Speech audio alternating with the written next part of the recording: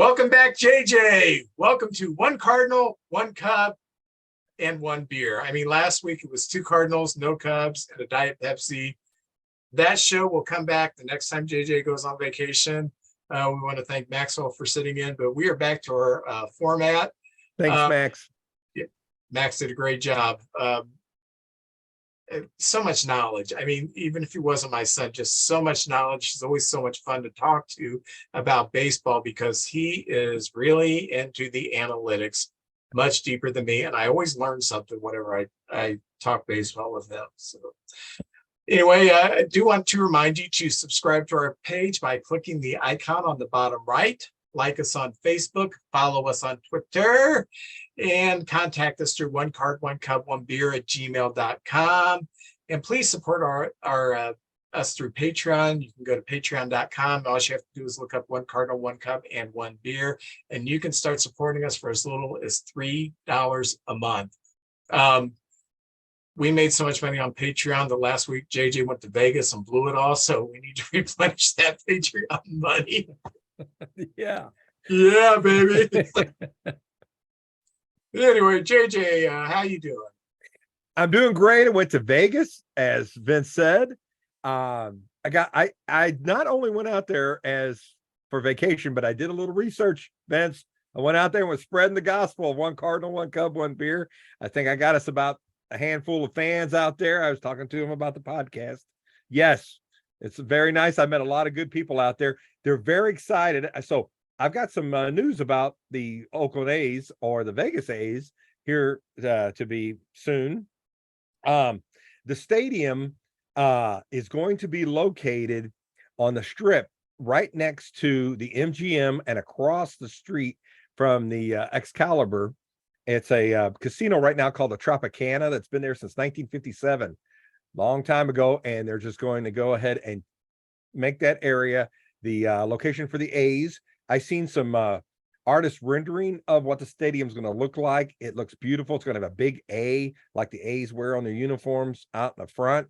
It will be the smallest stadium as far as seating capacity in the baseball. Right now, the Milwaukee Brewers have the smallest seating capacity in baseball, and theirs is going to be 30,000 seat place. It looks like it's going to be fantastic for baseball and right there on the Strip, but they better do a lot of building because there's a lot of traffic on the Strip right now. So you could take the monorail in, it looks like, or get an Uber or something like that. It's going to be a $1.5 billion stadium. Wow. And it's within walking distance of the Vegas Raiders stadium, which is behind Mandalay Bay. So don't you find it weird that Vegas keeps rating Oakland for their teams? Yeah, and they got the hockey team. They just had that big parade out there when their team won the hockey championship. So everybody, they're hockey crazy out there right now. Everybody's got that Golden Knight emblem on their license plate and everything. And then you got the Raiders. Anytime you go to any mall, they got Raiders stores in there. And here comes the Oakland A's. You're right. And then the basketball team went over across the bay to play. So Oakland's going to have no sport teams anymore. I'm next week. I bet Vegas steals MC Hammer from Oakland.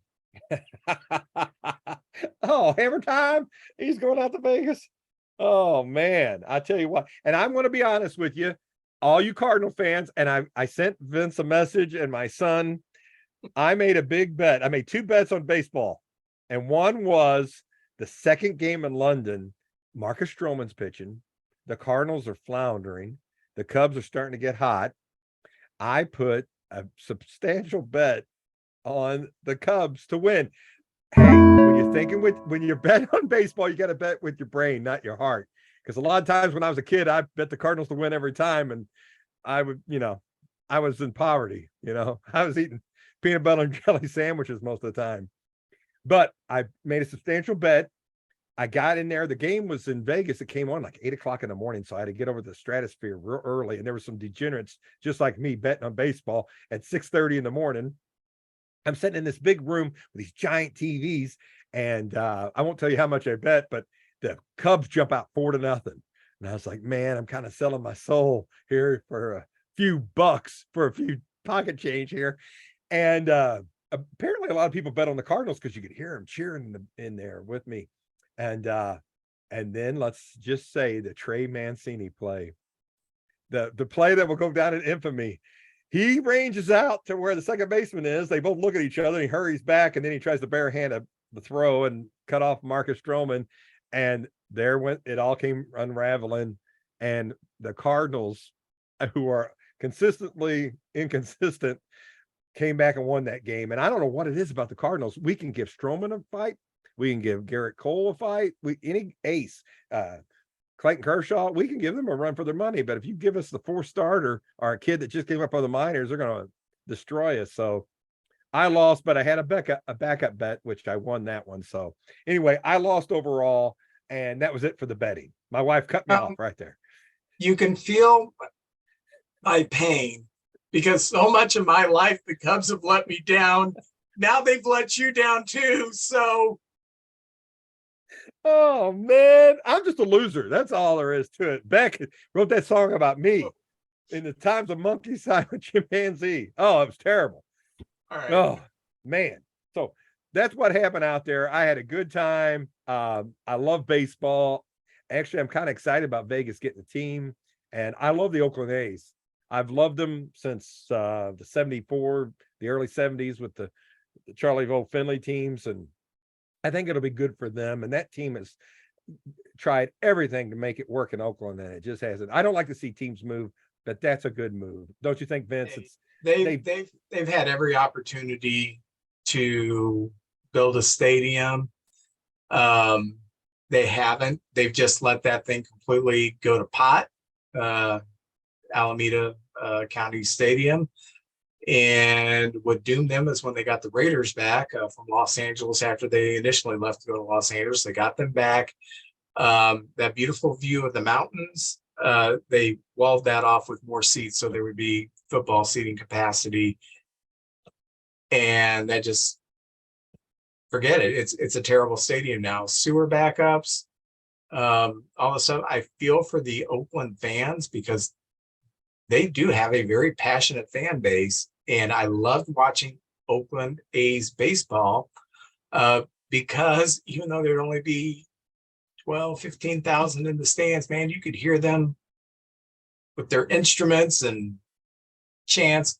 They're a fun fan base, and it's a good fan base. And Las Vegas is not terribly far from Los Angeles. I don't know how far it is from Oakland, but maybe they can make weekend road trips out there or something like that. That'd be nice to see. But it's good for Vegas. I'm telling you what, that's another thing. And I did not know this. The union, this is how naive I am. The unions had a vote on if they would go along and help build the stadium, and it was going to create a lot of jobs. And I didn't realize there were so many unions. There's the I don't know, parking attendant union and the bricklayers, and they were just everybody, and they all said it went 100%. They were in for this stadium and it coming in, and it looks like the taxpayers are going to flip part of the bill plus the team. So good for Las Vegas, good for baseball. It's going to be better. I think it's just going to be better, Well, Vince, the Cardinal news. I always try to be positive, and it's been a rough year for the Cardinals. It's been so disappointing, and we're not the only ones. San Diego and the Mets have also been very disappointing. So we're not alone in our misery. We just had so much expectations this year, and it's just fell flat. But in good news, the All-Star game's coming up, and Nolan Arenado has been named the starting third baseman for the National League. We love Arenado.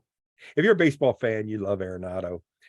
This will be this year will be his 8th All-Star game, and he's hitting 277 with 16 home runs and 55 RBIs.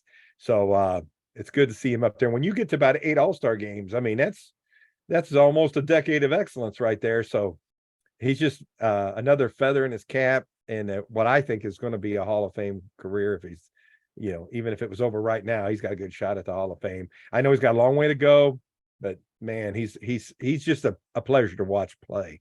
So even in this down year, it's fun to watch him over at third base. A move the Cardinals made that was a little controversial. We've had a lot of controversy moves this year. The one I think that actually may have worked out was the Jordan Walker being sent down. At the time, it was like, hey, why'd you even call him up? apparently they sent him down. He worked on some things, and he's coming up and nailing the ball. It's a pleasure watching this young kid. He's the future of the team, another linchpin, and hopefully another great player. Let me ask you this with Jordan Walker, being they did call him up at the beginning of the season, and they lost a year of service time. Do you think that's an indication they plan on extending him early?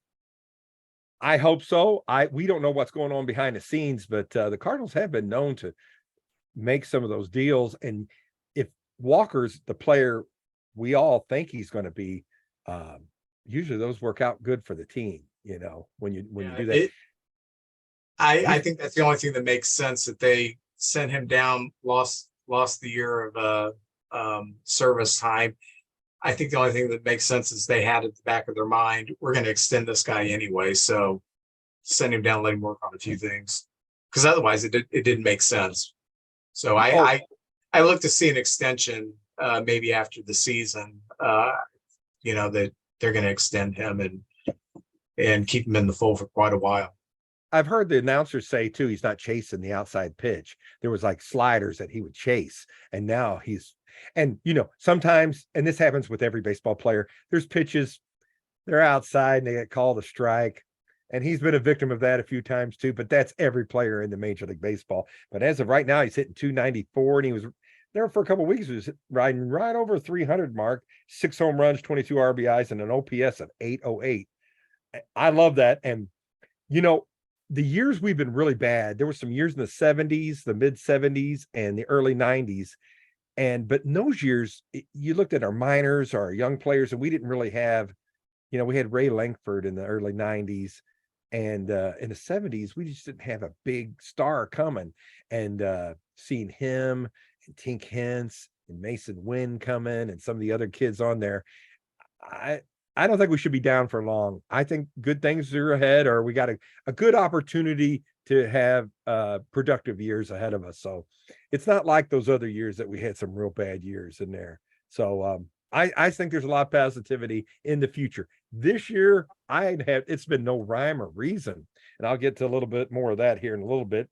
Tink Hence, which I mentioned, I'll be talking about later in the podcast, but right now I'll mention him. He moved up. Today was his first start at Memphis. He went through AA ball pretty quickly, and he's just gotten better and better. Great control. He's from Arkansas, so he's a fellow Arkansas on there right there. I'm always proud to, celebrate an Arkansas guy. He's doing great. So his first start, I had his statistics written down, but I smudged him a little bit there. But he's got a 2.81 ERA this year, and that was in AA. And he's just moving up quickly, and I'm excited. There may be an outside chance he might make the team next year. I was thinking he was 2 years away, but the way he's moving up, he could be next year, which is fantastic, because it looks like Montgomery and Flaherty probably aren't going to be back next year. And Matz, I don't know what's going on with him. And of course, Waino is due to retire. So that just leaves us Michaelis next year. Levator has not. I would wash my hands of him. The opportunities they've given him, and if you're out of it, maybe this year we'll find out what Dakota Hudson has come back. He had a really good relief outing the other day, and see what we got there. I don't know. I mean, I ain't counting on a whole lot there, but we'll see, because he was good at one time. And in the minors, they've been smoking him down there. But maybe in the pros with the defense we got, he'll be better. I don't know. I don't know. And some of the statistics that's killing us. Luka Baker is also back up, and he's a first baseman as well. So we're going to take a look at him. He's one of our top hitters in the minors. But the Cardinals this year, we're 35-50, and it sounds like we're losing tonight, and we're 11.5 games back. No excuses. We've just been terrible. But the Cardinals are 8-19 in one-run games that it could go either way. And that's 11 games right there under 500. And that's where we're at, 11 games. I mean, if half of those games went our way, we'd be sitting there with the Cubs or the Pirates. We'd be 5 games back.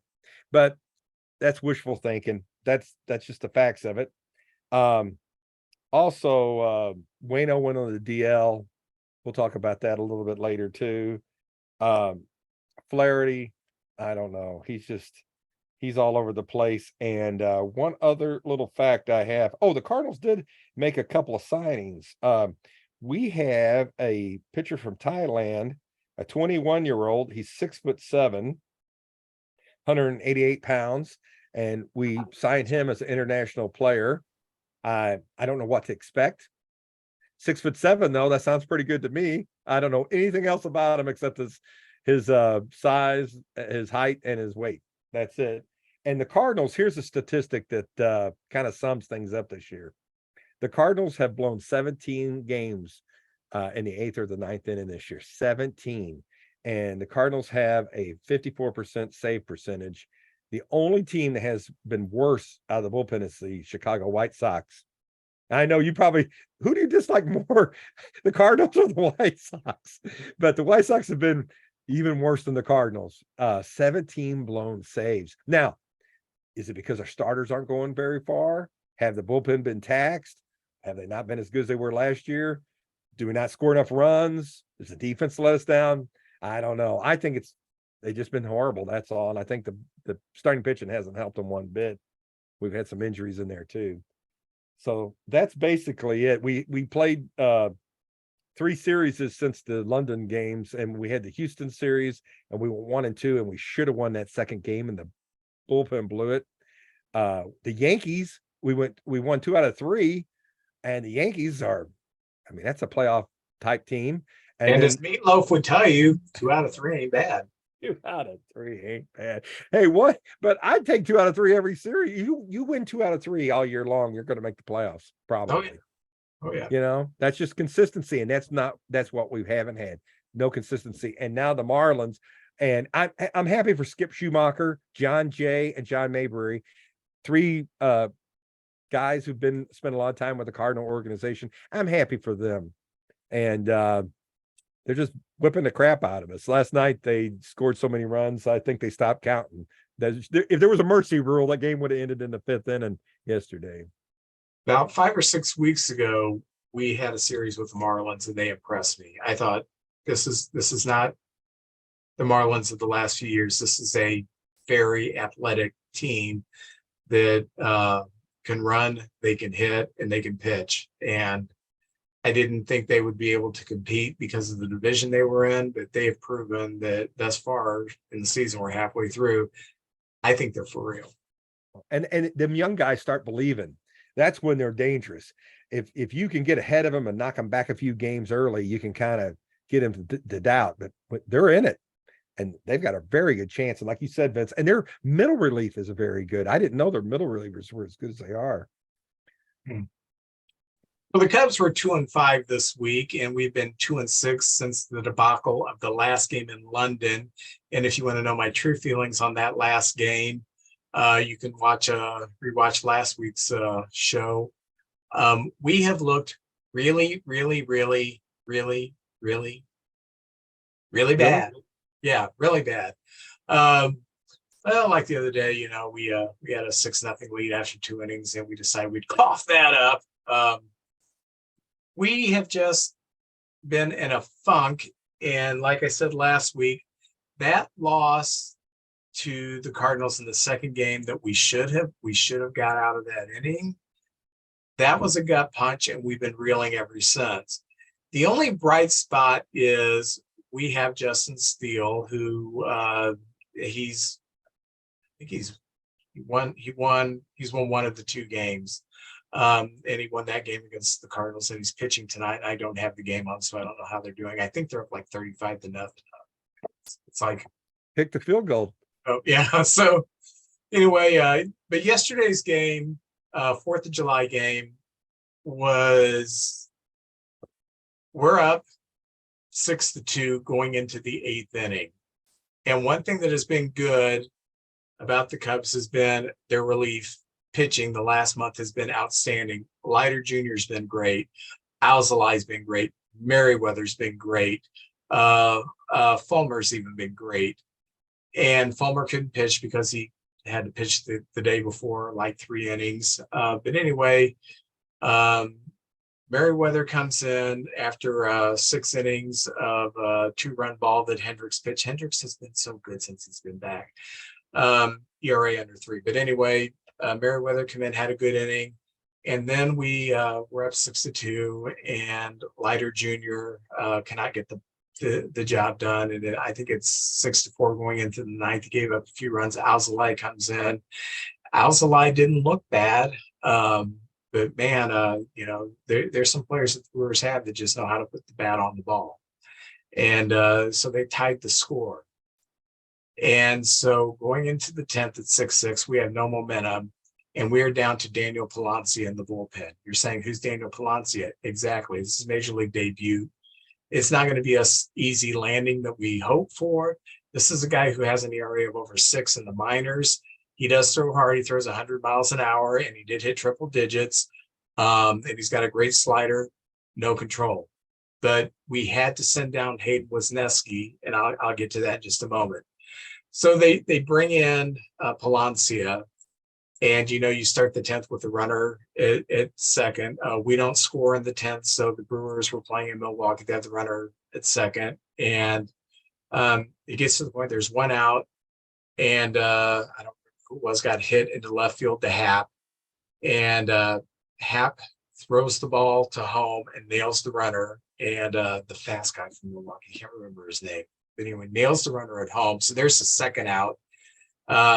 Miguel Amaya, who's catching, turns and chucks the ball to second base. The runner overslid the bag, so Swanson or Horner, one of the two, I don't remember which, kept the tag on him. So we got a double play. So we got out of that way.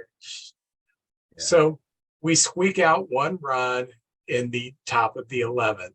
So Palancia's got to come back out there, and there's 2 outs. They have runners on, I think, first and second. No, there's 1 out. No, 1 out, runner on third. I'm sorry, I'm getting my innings messed up. 1 out, runner on third.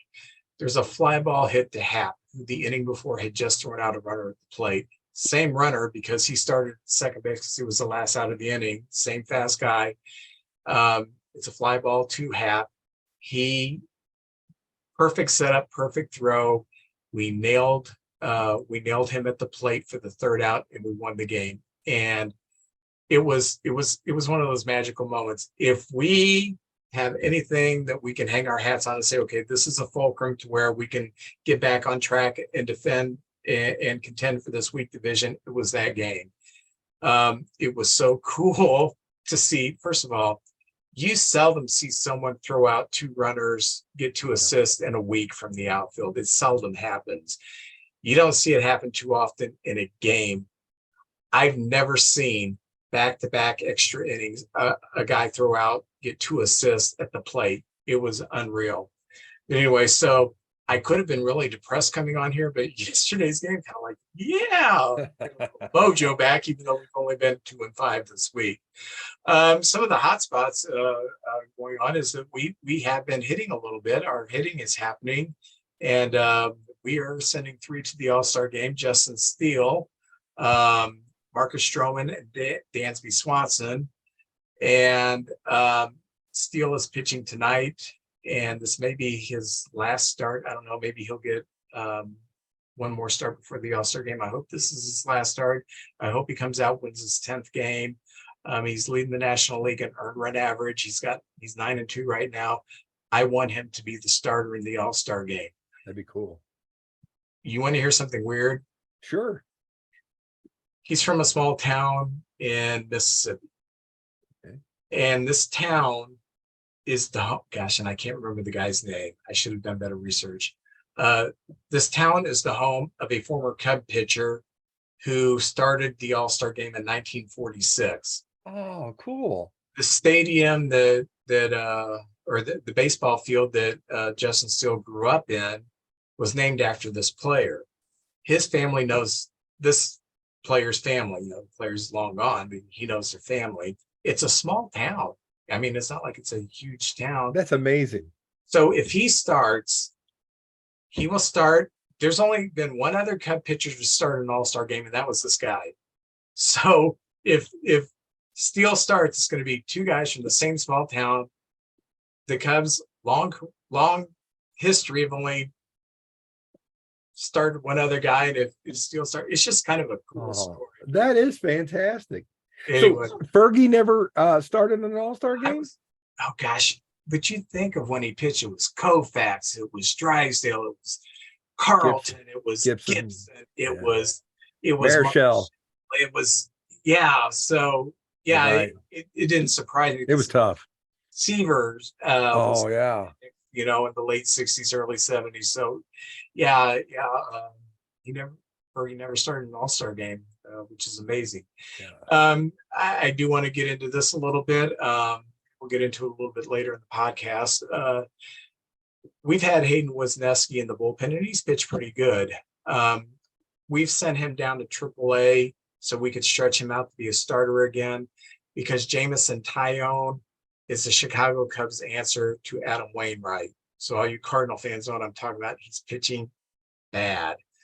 The difference is you're paying Adam Wainwright for a few more months, and then he's gone. It's not. We have a $68 million 4-year contract, and this guy's just pitched a half season, and his ERA, his last start was 6.90. And you thought, okay, well, it can't do anything but go down. No, after his last start is now over 7. So just sad. But anyway, that's Cub news. I'm excited for the All-Star game. I'm excited for the second half of the season. And I think both of our teams are going to do better. I really do. We got nowhere to go but up. Don't think Cincinnati's got the pitching to sustain it. I just don't. I know they've got an offense, and they're an athletic, fun, fast team. I just don't see them sustaining it. Pittsburgh's already shown they're fading. So I think the Brewers, and I watched the Brewers yesterday. I'm just not as impressed with them as I am. Beginning of the season, I wasn't impressed with them. I'm just not that impressed with the Milwaukee Brewers. I'm not impressed with the Cubs. I'm not impressed with the Cardinals. I'm not impressed with them with this division. But someone has to win the dang thing. So got to win the thing. Yeah. I just want to be one of our teams. So. Oh man. Shoot. Hey, can I announce a contest? Go for it. The All-Star game is next week. All right. So I have a contest. What we want is people to tell me who's going to win National League or American League and the MVP of the All-Star game. So your MVP, you get one pick. We have those truck drivers out of Carbondale, the Luffers. Is that who it is? The Luffers? They can make a pick each, not one per family, but one per person, and you make your choice. And then go ahead and throw what you think the final score is going to be. We'll use that for a tiebreaker. All right. But the winner gets, I got this, and I thought people might like it. Now, of course, all my prizes usually are Cardinal stuff. I think I did have one Don Kessinger Cub thing, but McDonald's put this out. It's a 3-ball set, and it's all the Mark McGwire. And I'll kind of show you this, him when he hit his 70th home run, and some statistics on the back. So it's a little set up like that. It's pretty nice. It's got all stuff about Mark McGwire, stuff on the back. Doesn't mention steroids. You can pencil that in on the side if you like, but that'd be a nice prize. And it'll give us an extra reason to kind of watch the All-Star game and see who wins. So I'm going to post this on Facebook, and the more the merrier. It'll be fun, and we'll announce next week who is the winner of the prize. So that's kind of cool. Very good. Welcome to our panel discussion, and I want to welcome Dan, who has been here before, who got soundly trounced in trivia. Dan, say hello to everybody. Hello. And we have a newcomer to our panel, Mr. Brian Buchanan. Brian, we ask everybody who joins the show in any way, shape, or form, tell us how you became a baseball fan. Oh, heck. Have to go back a few years. Well, I was probably about 7 or 8. And no, I had to been about 9, because that's when we moved down we used to live in Bloomington up north, and family moved down south here. We started going to church in South Roxana, And gentleman at the church had some baseball tickets, one day, and invited, me and my dad, and we went to the ball game. Cardinals were playing the Expos. As a little kid, I just remember the baseball state. Everything seemed so big. I mean, of course, I was so little then, so everything was big. But that's how I started out being a baseball fan. Just the atmosphere. I was having fun, enjoyed it, and been hooked ever since. And you became an Expos fan. No, I didn't become an Expos fan. Oh, well, that's a shame. They needed their fans. Anyway, we're gonna go ahead and start our panel. And JJ, why don't you start us off with discussion, okay? All right. The big story. There's a lot of good stories this year in baseball. The Cardinals aren't one of them. I feel everybody's pain. It's been rough. It's been tough. So I'm going to start with a non-Cub and non-Cardinal question. I think one of the greatest stories of the year is Arise from the Marlins. Is last I checked was hitting 389. And so the first part of the question is, do you think he could hit 400 this year? Is it a possibility? Is it a slim chance? And the second part of the question is, do you think hitting 400 today is easier or harder? Because I have an idea about that. I hear a lot of people on TV saying one way, but I always am kind of contrary anyway. I always look at the other side of the argument. So first of all, Brian, do you think he could hit 400? And do you think it's easier today to hit 400? Well, my opinion is anything's possible. Yes. I think it's extremely highly unlikely. Mainly just because today there's just so much video, so much analytics. They study every ball player, see what their weaknesses are, way more than I feel they did in years past. So yeah, he's got a lot of things counting against him, but is it possible? It's possible. I mean, because he's got the same video to study the pitchers as well. So Well, that's true. That is true. Well, what about you, Dan? What's your feeling on it?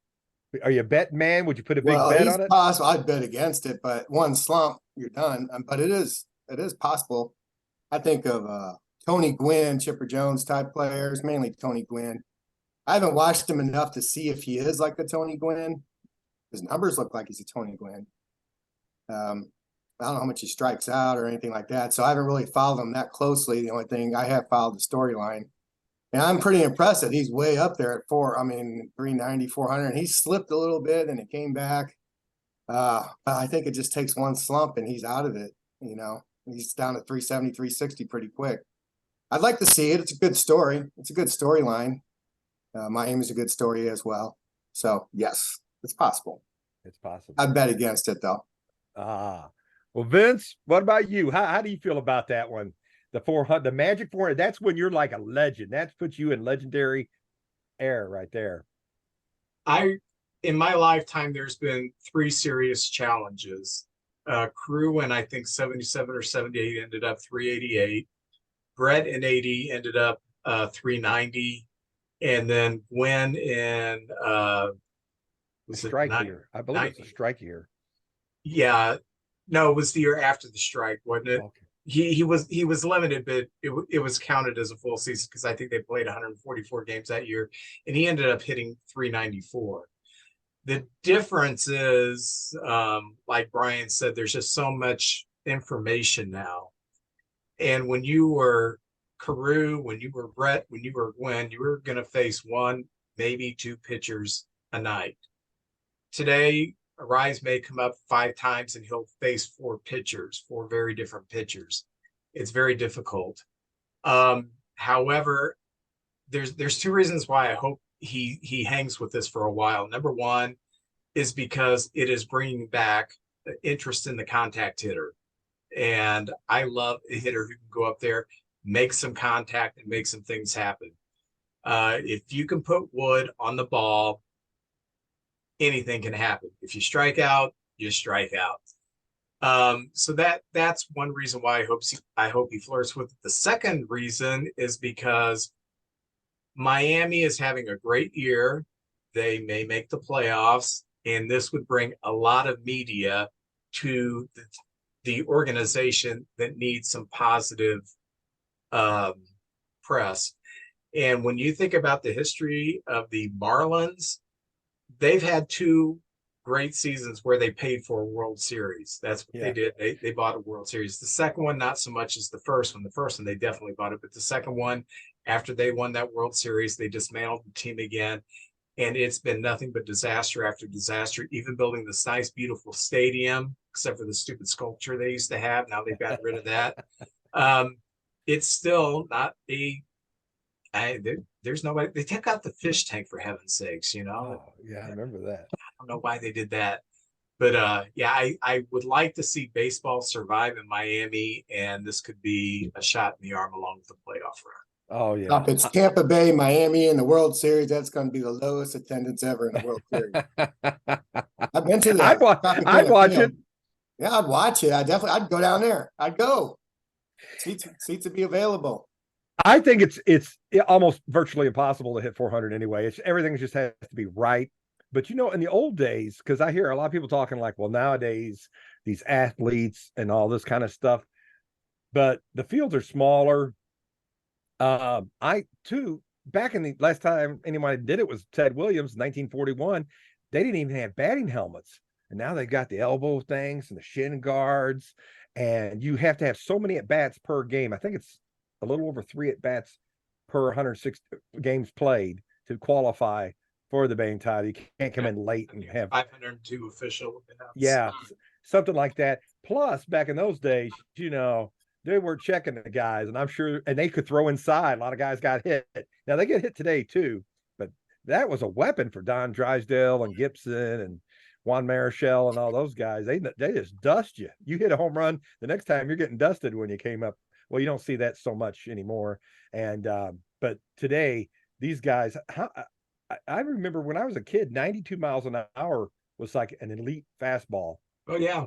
Well, there's almost every team's got 3 guys that throw 100 miles an hour now, But Vince, you put up a post on the website that said it doesn't matter how fast you throw ball 4 or something like that. Yeah, you said that, and we're having a lot of that. These guys just reach back and fire the ball, but they can't get it over the plate. So I'm with you. I hope he hits 400. It'd be a great story. And this kid is something special, and he'd had 2 batting titles in 2 different divisions in 2 consecutive years. So that'd just be a great story. So anyway, great answers, guys. I love that. That was cool. Yeah, I don't know. I haven't watched him enough. Is he getting a lot of dying quails out there, or He just puts it over the infield. Yeah, I mean, he'll hit some doubles. He's had a couple home runs, but yeah, he's just he just hit it. They throw it outside. I said, Tony Gwynn, if you threw it outside, he'd take it to right. You throw it inside, he'd take it to left. But the best thing to do is hit it over the middle. Maybe we'll hit it to somebody. You see how the fielders are shifting on him and stuff. They got him to where he hits it. Oh yeah, he's looking around. He's smart. I think his strikeout rate's somewhere like 5%. I mean, it's stupid right there. I love that kind of JJ's all about not striking out. All right, now I got rankled this week. Michael Kay, when the Yankees were into town, Michael Kay on the Yankee broadcast said, I've got some information about why Wilson Contreras was benched. And he proceeded to tell that Contreras was calling pitches that pitchers didn't even throw. Like if he would call a cutter for a pitcher who doesn't throw a cutter, just completely out of it. This whole thing has been a debacle. I do understand that. I have 2 issues with this. Number one, who in the Cardinal organization decided to tell Michael Kay? It's none of his business. It's none of the Yankees' business. And why in the hell does Michael Kay decide, you know what? I'm going to tell everybody all this juice. Michael Kay has been around for a long time. I expected better than this from him. What were your thoughts about this crap? Well, I'll with you, Vince. Like, who's letting this information out, if it's even true? Because ultimately, I don't know that we should know. I had a really big problem earlier in the year with Ollie, calling out Tyler O'Neill to the media, And so I think anytime these things get out to the media, these players watch it. They see the news, they see the reports. Contreras is already having, a tough year mentally. He said that.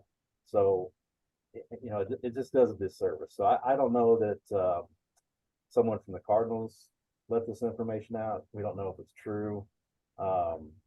It could be true. I mean, I think John Mozeliak, or if I remember correctly, Contreras was in a World Baseball Classic, so he didn't spend a lot of time, with the pitchers in spring training. So I guess it could be true, but I don't know.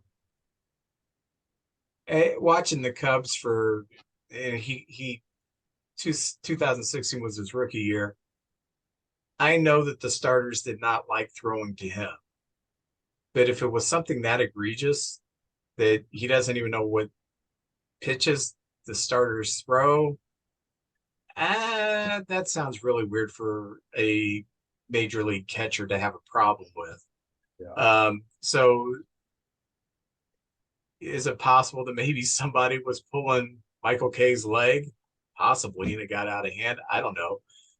I just thought that this was a terrible thing for the opposing announcer to bring up and to expose like he's some kind of a journalist. You're not a journalist. You are a play-by-play man. Be a play-by-play man. What do you think, Dan? I don't know anything about it. I mean, I know a lot about the Cardinals pitching, but as far as, I guess this could be a decent storyline or something with this. I agree with you. I think Contreras he's a major league pitcher making, I don't even know how much he's making, but it's a lot. He knows what the pitchers want, but the problem with the Cardinals pitching is at best, it's mediocre when they're doing well, and they rely way heavy on defense. And Cardinals just didn't invest in pitching, and we don't really bring up good pitchers very often.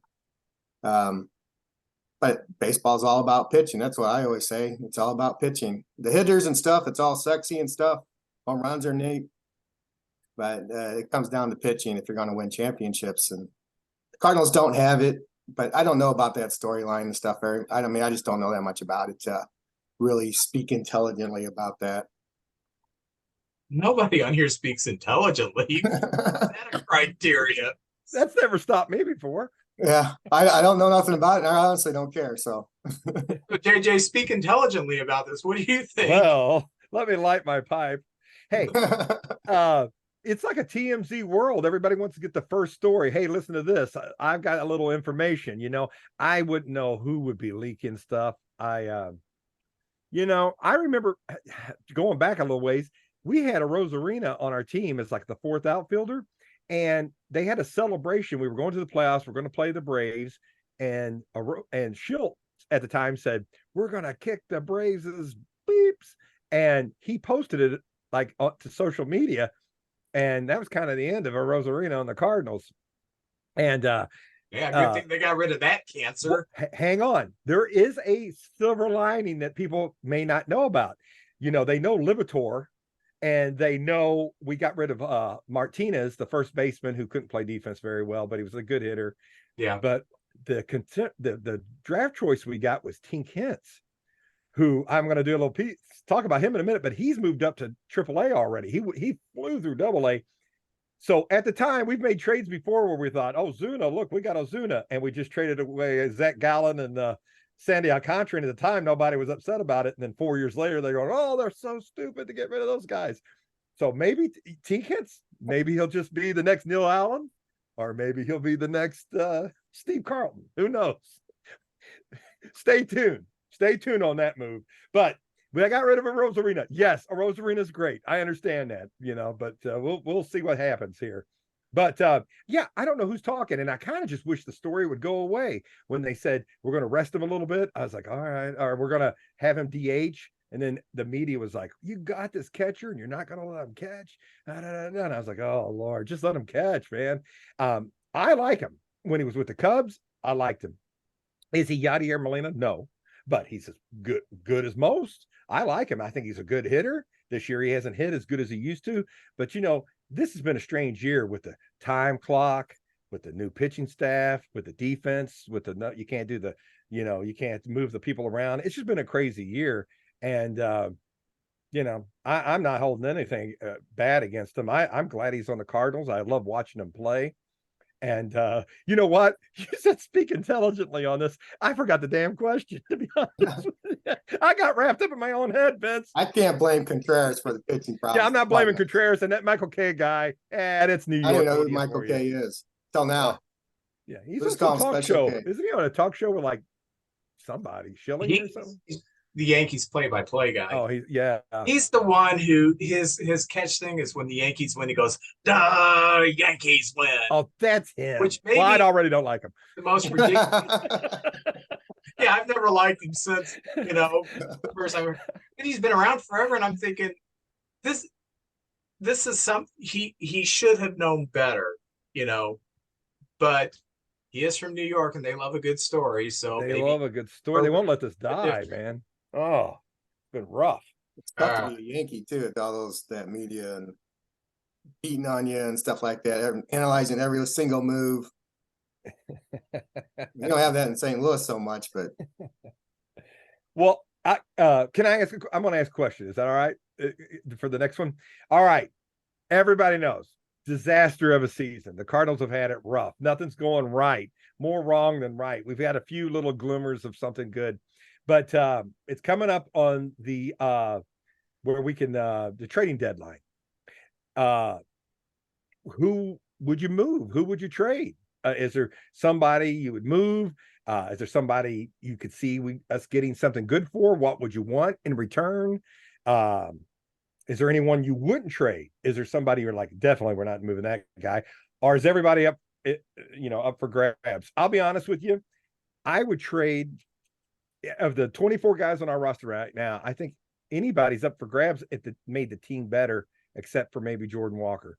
That's my opinion. I would, if somebody wanted to just wow us with some kind of Soto deal for Goldschmidt, because he is at the end of his contract, I'd say, all right, yeah, give us some great prospects and we'll move on. I wouldn't want to trade him, but if somebody wowed us, I'd move anybody pretty much. Oh, I would trade him in a heartbeat. Oh, you would? Oh, okay. I mean, he won MVP last year, but watching him just this year and even last year, you wonder, I mean, he can hit, but like every single time it seems like he gets that curveball gets him. Like he's clueless when the curveball gets thrown. And to the point where it looks bad, even though he won the MVP, which is really, really strange. But yeah, I would have everybody on the team would probably be open for me, except for probably Walker, Gorman, and Arenado. We pretty much, we got him. He didn't leave. I think he wants the money, so I'd probably hold on to those three. But everybody else, we've got so many outfielders and infielders, like we can't even play them. We got a log jam, and more guys are coming. Yeah, right. More guys are coming, and I know you mentioned the Ozuna trade with the two pitchers, Zach Gallen and Sandy. My thing is I don't like giving up pitchers because they're so hard to come by. I think outfielders and infielders, well, yeah, you're going to get a guy every now and then like, Goldschmidt or Arenado, a good pure, hitter. I think they're a lot more easily obtainable than pitchers are. But that's my opinion. Everybody's on the table except for those three. Okay. What about you, Dan? I probably even would trade Gorman, but it would have to be, because he's so young, he's got so many years left. I'd have to be wild. Somebody right now that's pretty high on people's list is Donovan, because he plays all the positions and his on-base percentage is fantastic. I wouldn't want to see him leave because I think we're better with Edman and Donovan on the team. I love Edman. His batting average isn't the greatest, but as far as you can play him anywhere, switch hitter. He hustles, steals bases. I really like Tommy Edman. I do too. What about you, Dan? What your GM for the month? What are you thinking? I would get new pitching coaches. Really, I would not trade too many people. I mean, obviously, if something came, some outrageous deal came, you'd have to do it. But no, I wouldn't want to lose. There's not too many. I mean, the obvious O'Neal. I really wouldn't want to give up Carlson. I know he's not playing very well, but Don, I wouldn't want to give up. I mean, I love those offensive players that we got right now, and I know some more are coming up. Even shortstop's playing pretty good. Can't think of his name right now. He's actually got better numbers than most shortstops in the league. Are you talking about The young? He's had a better year. I didn't know if he's up there with anybody else. Goldschmidt's 35 years old. He's still an MVP caliber player. He's probably We could get a lot for him. He's 40. You know, and I mean that's old, but he's still got a lot left in him. Of course, I have a little prejudice about him because I play fantasy baseball. I got him when he first came up. You know, so I'm really a Goldschmidt fan. But we got to get pitching somehow. And I wouldn't go out and spend big money on some of these big names either. I wouldn't go to get no Matt Scherzer, DeGrom, you know, forget that. You got to go to the farm. You got to bring them up. I like Strider. I'd take all the Braves pitchers at this point. Yeah. You know? Well, yeah, of course. I mean, they're doing it right, whatever they're doing. But no, I really don't want to give up a whole lot for, you know, but we got to go after pitching, young pitching prospects, people coming up. I mean, we just don't have the pitching, starting pitching mainly. Need like 6 or 7 of them. That's the way I see it. Yeah, with this division, Always about pitching. You know, with the division, I mean, it's not the greatest division right now. You might not need much, you know, just to squeak in there. So maybe at the trade deadline, you know, they got to turn around something. I mean, I'm looking at the game tonight, and they've already given up 6 runs in the first, second, and third inning. And, I didn't know that. Oh, I'm hurting. And it's just like they cannot get past the first inning without giving up runs. It's like, do they even go out and practice throw before the game? Like, I don't know. It's just crazy. Man, that's rough. Yeah, they have to get pitching. I've never been a fan of going out and spending a ton of money on players. I mean, the Cardinals historically have always kind of developed, you know, from within, you know, and then get a piece here or there, you know, to fill in the holes. So, you know, they might not have to give up too much the way our division is, but Cincinnati, the way they're playing since that Dela Cruz came up, I mean, he's lit a fire. He's special for everybody. So they're going to be tough to catch. Let's see what the Cincinnati's giving up more runs than us. The first player I would trade is Gorman, and I'll tell you why. Because you're a Cub fan. Not a great fielder. He is very streaky, and when he is bad, he is terrible. And after the first 6 weeks, he's been terrible. And I think his value is going down. I would have traded him 2 weeks ago. I would have traded him. Well, you know, you have to have a willing partner in that. I would have tried to trade him, and maybe they have. I see there's a good reason to trade Goldschmidt because of his age, where his contract is. And if you trade Goldschmidt, now you could start, and I'm not saying you do it this year, you find a stopgap, but you can start over the winter, you can start educating Jordan Walker how to play first base. And because he's not an outfielder and he's probably not a corner infielder. The two players that I would not give up is Walker and Arenado. But the first player would be Gorman. The second player I would give up would be Goldschmidt, because you're going to get something out of Goldschmidt that you're not going to get if you just let the contract run out. And if you don't re-sign him, where are you at? So that's, if I was GM, that's the second thing I would do. The first thing I would do is give myself a raise. Hey, there you go. Well deserved raise. Very good. Good answers, everybody. Well, I'm gonna close this out. We both our teams have a pitcher who is looking terrible, but they're in 2 completely different places, but they're having the same issues. They're terrible.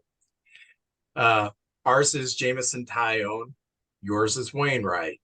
Jamison Tyone, we signed for 4 years, first year of a $68 million contract, and his ERA going into his last start was 6.9, and it actually went up into the sevens after his last start. He's been horrible. And I am sick and tired of listening to Jim DeShays, who I love, calling the Cub game saying, yeah, well, Tyone, he's got some really good pitches out there. Yeah, it's not the 10 pitches that he throws that are good. It's the one hanger to a 145-pound leadoff hitter that ends up being 390 feet away. I could have hit that ball. Well, okay, I can't. At one time I could have hit that ball out.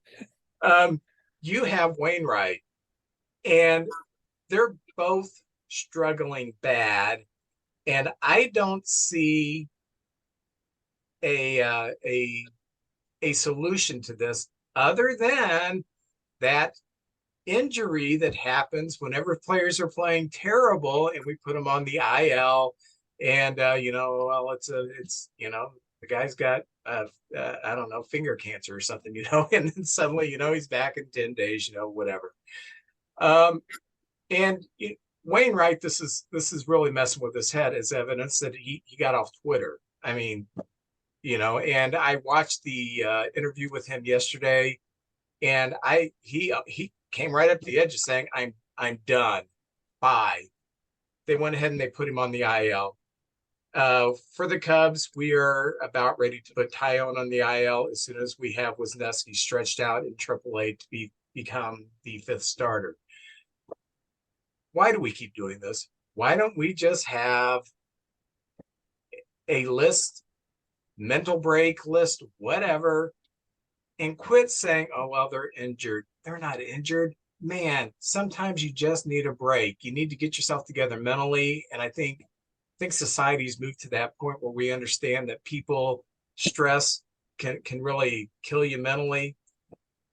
I just wish they would come up with something a little more honest. The guy needs a mental break. What do you think?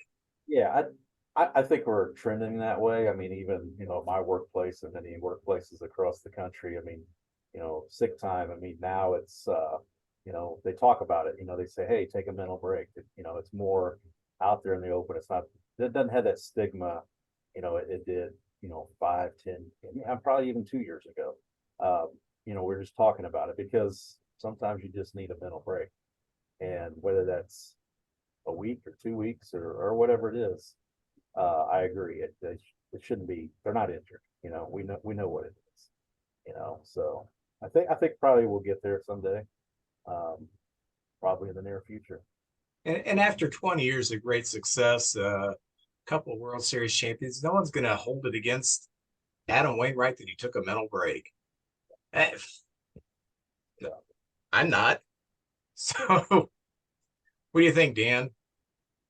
Hey, I'm a Gen Xer. You suck it up and get in there and play ball. You're making millions of dollars. No, you're right. You need breaks sometimes. I agree with you. Well, I'm going to say about Waino, I love him, and Italian, and these guys are good. I think maybe you got to make adjustments with Waino. I kind of think most of his, he's barely throwing in the low 80s now.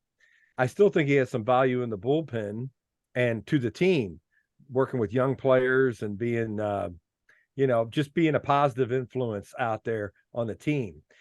He's not what he used to be. After that second surgery, I remember about 5 years ago, they were talking about Waino just doesn't have it anymore. And I don't know, he rediscovered some pitching, or he just, I don't know. He became a better pitcher, and he stuck around for about 5 more years. I'd like to see him finish out the year in the bullpen or like you say, a middle break.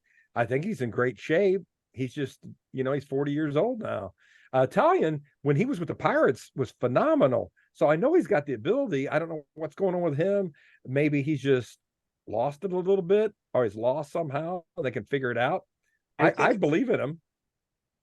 I think it's a confidence thing with Tyone. And as I was talking last week when you were gone, Max and I were doing the show, he goes out there and he looks like he's defeated before he's throwing the first pitch.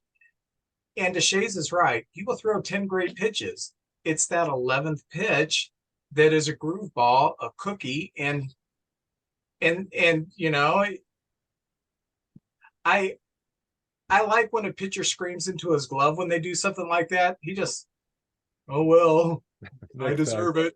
He kind of has that aura about him. So Wainwright, I always thought he was a great first inning pitcher, not this year, but historically. Like I always thought the last few years, they should put him in the bullpen. He should become the closer because he always had a great first inning.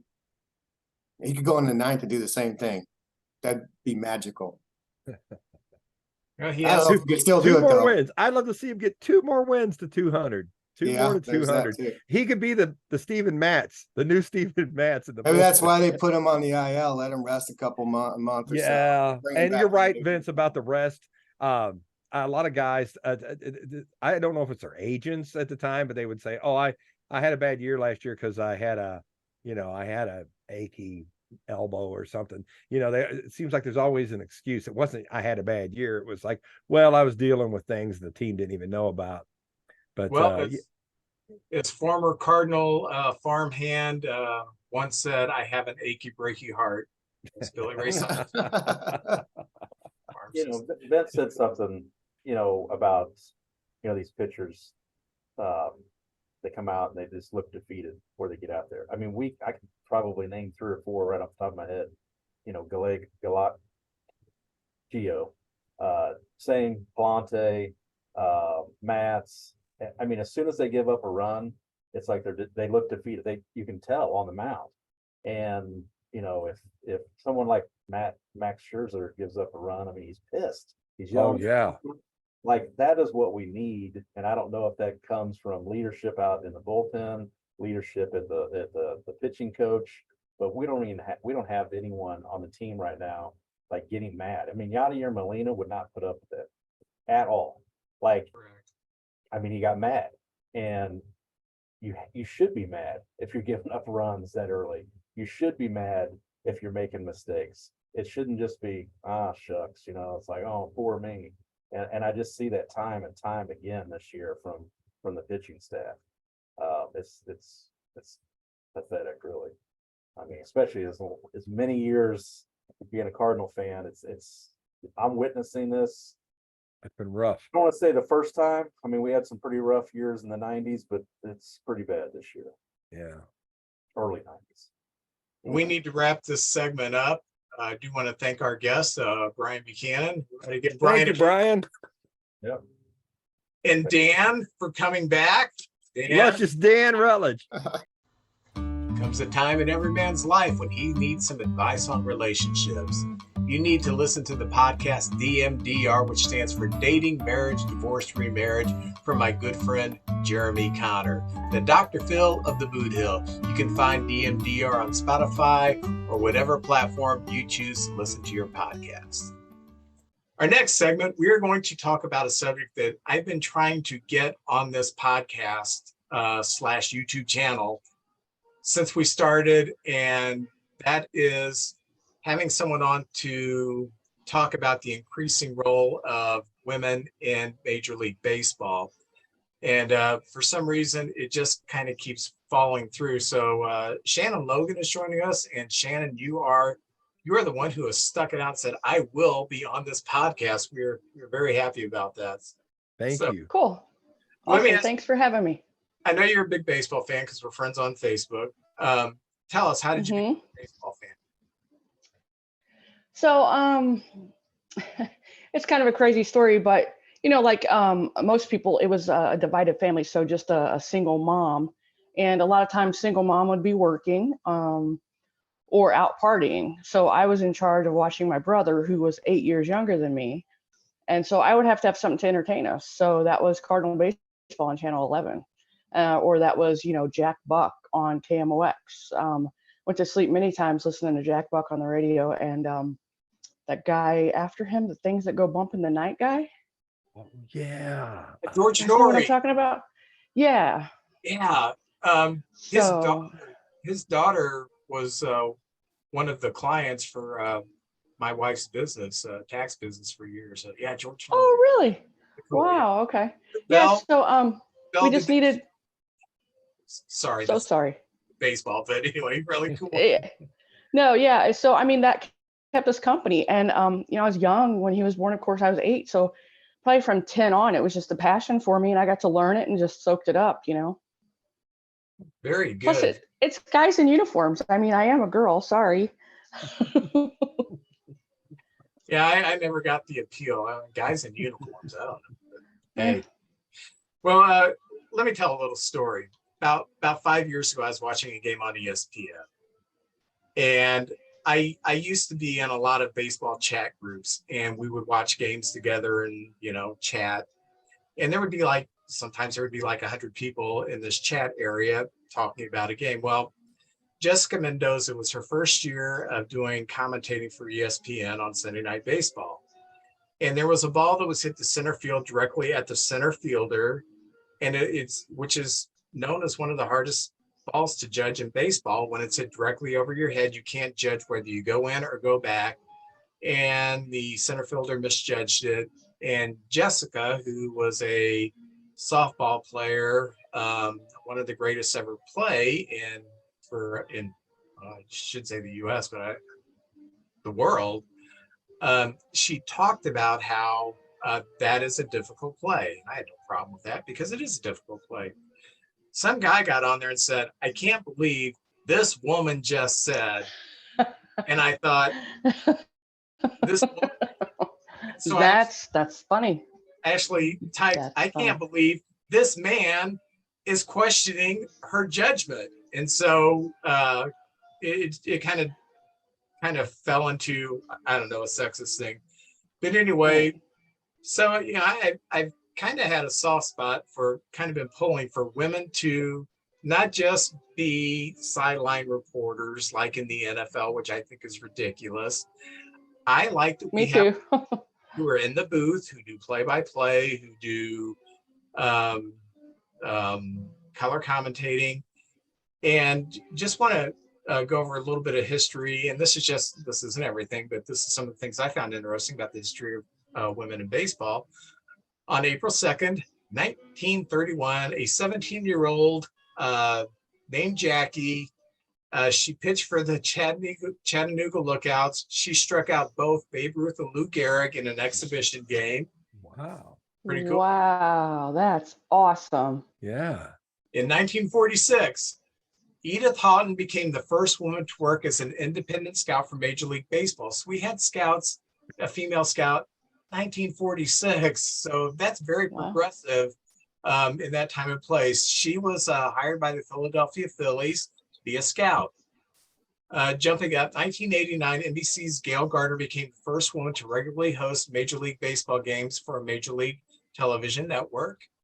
And this is more recent. 2021, the Red Sox hired Bianca Smith as a minor league coach. She became the first, not just female, but the first Black female to become a coach in professional baseball. January 11, 2022, the Yankees announced that Rachel Balkovic will manage the low A Tampa Harpoons in 2022, making her the first woman to manage an affiliated baseball team. This is interesting. I did not know this. You two will be interested in this. Margaret Donahoe was the first female front office executive in Major League Baseball who was not an owner. She worked for the Cubs from 1919 to 1958 and introduced marketing concepts such as season tickets and reduced prices for kids under 12. I should have said I find this more interesting than you did because no, that's super interesting. I mean, that's super. 2020, Kim Egg was hired by the Miami Marlins as the first woman and first Asian American to serve as the general manager of a Major League Baseball team. And where are the Marlins at now? Currently Moving on they're up. whooping St. Louis pretty good tonight. So, Last I saw. So the history of women in baseball has been progressing, I shouldn't say nicely, but it has had its moments going all the way back for 100 years, I guess we could say. Shannon, what do you think the biggest barrier for women in Major League Baseball has been? Has it been that because they didn't play the sport? I I honestly think you nailed it right on the head. It's just like cars. I just got a muscle car, and women are, and I mean, I'm not a crazy feminist. I mean, guys are going to be guys, and women are going to be women. That's fine.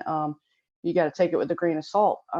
But like, we are never going to be seen as the sex that knows a lot about cars, the sex that knows a lot about sports, including baseball. And I mean, my husband's son is a perfect example. And he lived in California. LA, one of the greatest, I'm not just a Cardinal fan, I am a baseball fan. LA is one of the greatest markets out there with a great team. He wouldn't know how many innings, how many outs are in a game, anything. So, if it's a passion, it can be taught and learned. I So agree. Very good. I grew up watching Cub games, of course, and in the 80s, there was a ball girl, she wasn't a kid, she was like in her early 20s. She was a college student. Her name was Marva Collins. And the reason I remember her so much is because Harry Carey just about every day had to put the camera on her and talk about how beautiful she was. And she became kind of a local celebrity. She posed for Playboy and all this other stuff. So that was the way women were looked at when I was growing up in baseball. Nowadays, I don't think anybody bats an eye when a woman is hired for something like Kim Egg, who is obviously going to be a very successful general manager if she can resurrect the Marlins from the muck they've been in the last few years. absolutely. JJ, what do you think? Well, I always would buy the yearbooks and the media guides, and it goes through the executives and sales operators and all that. And there would be, it seemed like in the 70s, it seemed like the Cardinals had, I would say, like 75% men in those positions, but you would see women's faces and who they were. I didn't know exactly what they did, but they had their titles. So the Cardinals had women in there, and I didn't think one thing or another. I was just like, man, I'd love to have that job. That sounds pretty cool, And I was always thinking, well, with baseball, we had a few in high school. We had a few girls come up for the team, and we had one girl, Janet was her name, and she was great, and we loved her, and she made our team better. And just to be I don't think there's a position that a woman couldn't do a great job in. Now, playing, I think there could be one day, because it's so hard to make the major leagues anyway. It's a worldwide sport. The players that do make it is incredible, but I would love to see a woman come in, and I think the position they could do is pitching, because maybe they could develop a knuckle curve or some pitch, or maybe even the way they throw, in the softball game, because I can hit a 70-mile-an-hour pitch, but I can't hit no 70-mile-an-hour softball coming up at me. So I would Right. love to see that. It would be great for the sport, and just a great story. And we've had so many great stories in baseball. It would be terrific, and I think the fans would love it. But I believe there's not a position, in front office or in coaching that I wouldn't mind seeing. I wanted the best person available to get the job, or given a shot at it, to be honest with you.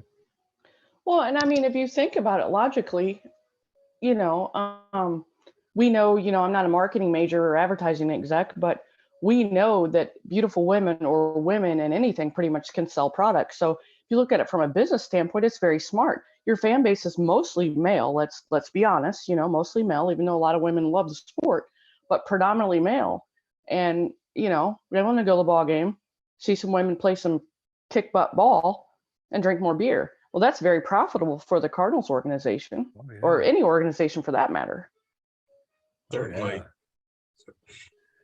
I watch, I try to watch every team at least a couple times a year, because I don't have a life. And I see a lot of managers make blunderous moves. And case in point, that second game in London when David Ross marched Trey Mancini to first base, and within the span of an inning, he had two terrible plays that not only cost the Cubs the game, but sent us in a tailspin that we're just now trying to get out of. We win that game. We're at 500. We're in third place. We're challenging for the division. We lost that game. It was such a gut punch. We just got hammered the next week, and not in the good way. So I really think that it doesn't matter who makes the decisions. You don't have to be male, female, have played the game like David Ross or not played the game like me. There are people who just intuitively understand this game better than others. And it doesn't always, just because you played the game doesn't mean you know how to manage the game. And just because you played the game doesn't mean you know how to general manage the game. And we've seen a lot of this since like the Moneyball with Theo Epstein coming up. And Great flick. Great flick. Better book. Well, We it's on the don't, list. you've got to read it. We don't hire front office people no more based upon whether or not they play baseball. In fact, we've kind of went corporate with that. Let's get the best people in here.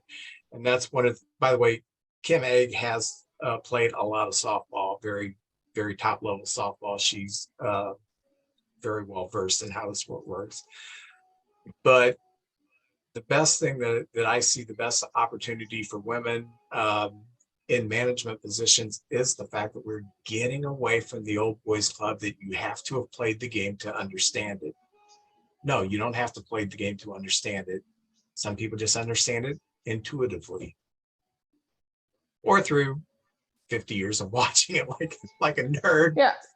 Well, I mean, you could say, for example, I'm just going to use this generalization. I hope you will see where I'm going. But as you know, because we're Facebook friends and I put it all out there, I love blues music. And, just because you're Muddy Waters' son doesn't necessarily mean you're going to be a great blues musician. Now, granted, he got lucky, but I see what you're saying, just because somebody hasn't played the game per se, or, previously managed the game or whatever, you can still be very intuitive. Like it all goes back to what I said earlier, passionate. If you're passionate about something, you're going to want to understand it and do a good job. Does that make sense? Oh yeah, it does. Yeah. I like the opportunities the ladies are getting in the minors, because Mike Schilt, I like his story. He was a equipment guy and worked his way up to different positions and finally got to manage. And I still wish he was here, to be honest with you. But Me I too. think that's great, getting these jobs and opportunities and working your way up the ladder. If you're a big player, I'm sure if Yadier Molina wanted to be the next manager of the Cardinals, and we might be looking for one real soon, I'm sure he's got a kind of a heads up because he's so popular and absolutely. his baseball IQ. But I just think that's great that the opportunity is there with all the minor league teams and all the different positions, and even the video. That's a whole nother chapter of jobs and things like that. So I just think it's great, and a great opportunity for anybody that loves this great game, and it's just going to make it better and better. I agree. I mean, and it's funny because, I know some women would be like, or, my husband teasingly jokes about the news ladies and, there's the info babe. You know what? If I'm going to make over 6 figures, you can call me an info babe. I'm totally fine with that. And I don't think it's derogatory. I'm making that money.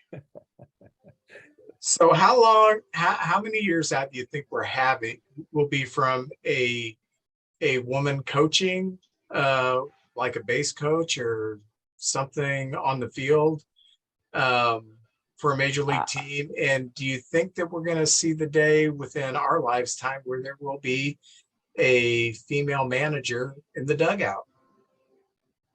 Vince, you're a little bit older than me, aren't you? So I'm I don't know. Yeah, he just turned 28. So maybe in my lifetime, but no, I'm just kidding. I would like to. I mean, again, I get it.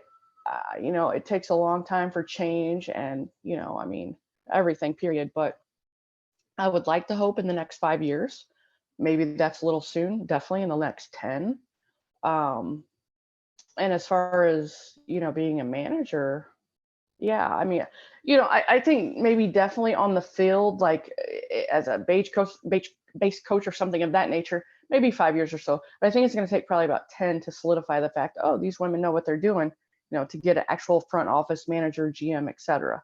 And to go back to your point about Mike Schilt, as a dyed-in-the-wool Cardinal fan, we still don't necessarily understand where he went or what happened. We have a theory. And again, I don't want to offend anybody, but if you don't abide by the Cardinal way, you're out the door. And the Cardinal way is kind of like our Constitution. It's old and it needs updated. Oh, and that's a whole different subject we can Yeah. get onto on another time, the Cardinal way. So anyway, Shannon, I do want to thank you for being on. And Shannon has a distinction. How well spoken she is, how intelligent she is. That's because she got her education at Wood River High School, right? Hey. That class of 94, baby. That's right. And then, I got that degree at Lewis and Clark. So Class of 84. So roaming the halls in the East Building, wondering why the heck won't they get air conditioning in this place? Yes, I have fond memories. that's funny. Were you a Gator? What's that? Were you a Gator? A Gator? Did you go smoke out by the gate? Oh no. I was a goody two shoe. I didn't smoke, I didn't drink, I didn't curse. I don't believe that for 1 second. Hey, when your career is to be a Baptist minister, you don't have those kind of vices in high school. So very good point. Yeah. No, Anyway. This was a pleasure. This was really fun. Thank you so much. Thank you. Thank you. And next time you're on, we'll put you on a panel or trivia or something. Yeah. You won't have to go through I'd love to be back. Is saying, well, I started my watching baseball at this age. Now, once you do that, that's over with. And that's the hardest part of being on the show. Okay, cool. Yeah, I'm happy to join anytime you'll have me. And now I know how to work this thing. So. All right. Well, thank you. We appreciate it. Thanks again. Okay. Thanks, guys. Take care. Bye-bye. All right, JJ, who are you opening up? Who? We're doing surgeries now. What are you opening up? Let me don the gloves. I have fallen in love with these Heritage Topps 2023s. Oh my gosh, there it is. They look like 1974 cards. Absolutely love those. And so I got me another pack of those bad boys. And if I can open them, there we go. Let's see who we got here. Oh yeah. I always have my mind goes back to those 1974 cards with like Jeff Burrows and Bert Campaneris and all those guys. The outfielder for the Yankees, Rafael Ortega. If I can, there he is. I like that. 1974 looking Heritage cards. Oh, Minnesota Twins center fielder Byron Buxton. There it is. And right now the Twins are in first place in that division, which is even worse in our division, by the way. Oh yeah, let's see here. Oh, American League All-Star shortstops, Trey Turner and Tim Anderson. And they have it just like they did in the 70s. Oh, you got to be kidding me. There we go. Just like they had in the 70s. I love that with all the statistics from the shortstops that played. Oh, this might be a rookie card here. Arizona Diamondbacks. One of the leaders, the kid that turned his team around, Corbin Carroll. Right there. Yeah, that card may be worth a starter in the All-Star game. Yeah, a rookie starting in the All-Star game. That doesn't happen very often. I think it's been like maybe 14 times or something like that. I know Griffey did when he was a rookie. The power and speed combination of him, he can avoid injury. He's everything they built him up to be. You know, as a fan, I always look at the All-Star game and you double all the stats. You know, like the stolen bases, like Acuna Jr., all the home runs, the stolen bases. But of course, he's had a history of getting hurt, so you got to stay healthy, and that's a big part of it here. Let's see, Toronto Blue Jay Kevin Biggio, who is one of the sons that He's still around, but we just don't hear as much about him. Oh, 30-30 man, Cedric Mullins from the Baltimore Orioles, a team that's got a great shot at the playoffs this year. And I would love to see the O's back in the playoffs. We were talking about the Florida Marlins and their resurgence. Baltimore Orioles, that's another team, a great organization. And oh, there he is, Patrick Wisdom. There he is. Hot and cold. If he gets hot, he can carry your team. But anyway, oh, this kid's done real good this year. He outfielder from the Pittsburgh Pirates, a rookie card, Jack Sawinski. Yeah, I thought he had a shot at making the All-Star squad. Outstanding player. I would love to have him on. Well, we got so many outfielders though, but yeah, he's terrific. From Chicago. Oh, is he? Oh, okay. A kid that a power guy. Shoot, let me try to fix it there. There we go. Minnesota Twin, Joey Gallen, play with the Rangers, and is he a Twin now or a Yankee? I think he was on the Yankees. I think he's a Twin now. He's played with the Yankees last year. Then he went to the Dodgers for a little bit. I think he's a Twin now. He reminds me of a lot of so far Nolan Gorman. Terrific power, but he strikes out a lot. His batting average is usually like 230, 235, 240 in there, but he'll get a hold of a few and hit you 30 home runs in a season. But here's a flashback of one of my favorite pitchers, Bert Bleholm by Beloved, Minnesota Twin, one hitter, 1974 flashback. He one hits the Rangers. That's back when he was with the Twins. And if I'm not mistaken, Bert was with the Twins when they beat us in the World Series, wasn't he, in '87? He pitched for the Twins at that time. Oh, Pitched for the yeah. Pirates when they won the World Series in '79. Vince, you got a magic power. And one of your magic powers is during our podcast, usually somebody you mention, we get a baseball card of them. Well, you mentioned this kid for the Chicago Cubs, Hayden Wesneski. Yeah. Wesneski, there he is. Yeah, how about that?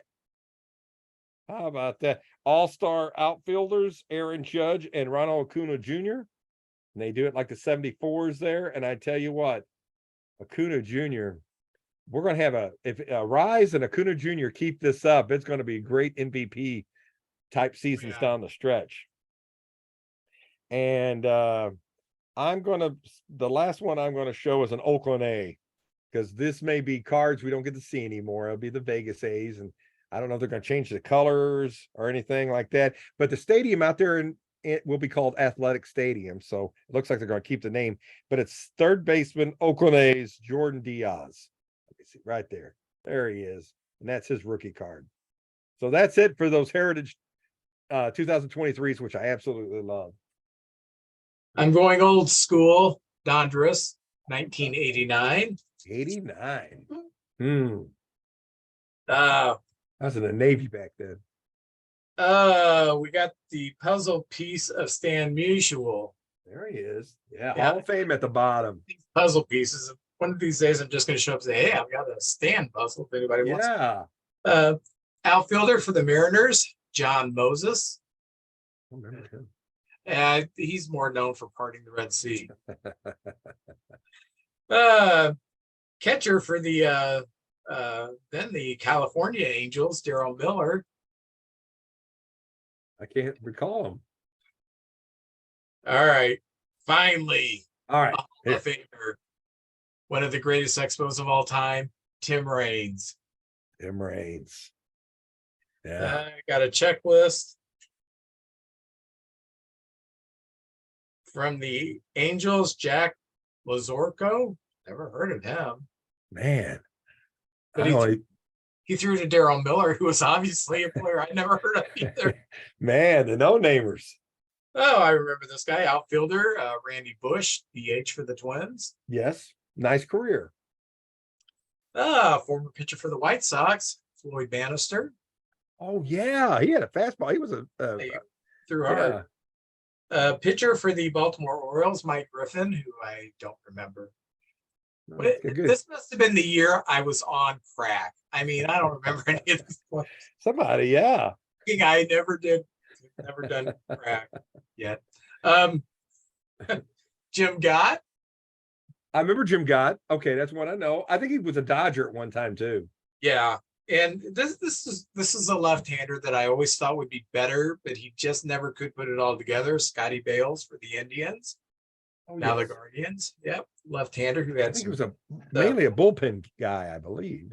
yeah, they projected him to be a frontline starter, and he had a few decent starts. I think once he like shut out the Yankees. I mean, he had his flashes, but yeah, I don't know what happened to him. Dwight Evans. Oh, Dewey. Right. Dewey Evans. Oh man. He's a superstar. Yeah.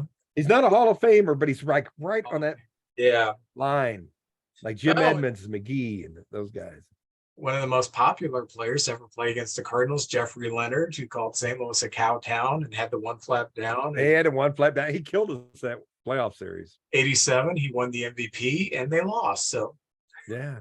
who cares? Ooh, Darryl Strawberry in his prime. Darryl. He had come off a year where he hit 39 home runs, should have been 104. What a guy. For the young folks out there that didn't see Strawberry, that guy, it just seemed like he came around in a big moment and came through most of the time. What a career. I mean, and his career for other reasons got cut kind of short, but he was a superstar for about 5 years. He was incredible. He could have been a small All-time forward in great. the NBA. He was just very athletic. Mike Lond. I don't know. It looks This- like it's his high school picture. They just kind of put the hat on him. That's too big for him. I don't know. Oh, here we go. Rated rookie Nelson Lariano. Oh yeah. Yep. I remember him. I'm sorry, I'm not a fan of this guy. Oh. Scott Terry. Oh, Scott. Oh yeah. You're not a fan of Scott Terry? He helps young kids. He does like these little things to learn fundamentals, and he's one of the ex-Cardinals to do that. Anyway, sorry for all you Scott Perry fans. I'm sorry that he's not my favorite player ever. So I was hoping to get him on our podcast one day. He actually loves you, Scott Terry. all right, well, JJ, it's glad to have you back. I am sorry the Cubs disappointed you, but hey, man, join the club. It happened. Hey, all right. So Well, I deserve what I get. I should never vote against the Cardinals, so I got what I deserve. for those of you who are interested, Sunday evening at the Helium Comedy Club, which is in the Galleria at 7:00. JJ is competing in the funniest St. Louis funniest comic at the Helium Club. 7:00. Is there 9 or 10 of you guys competing on this day? Oh, there's I think 13 in the Wow. yeah, there's 13. There are some great comics on this. There are some that you wonder why they're on a mic, but anyway, if you want to come meet JJ in person, support him, laugh at his jokes. I write all his jokes, so they should be funny. So I'm joking. I don't write his jokes, but anyway, yeah, come support JJ. He's gonna do it. Thank you. I appreciate that, Vince. All righty. Well, JJ, you have a good one, and I will see you next week. Well, All right. Sunday night. All right.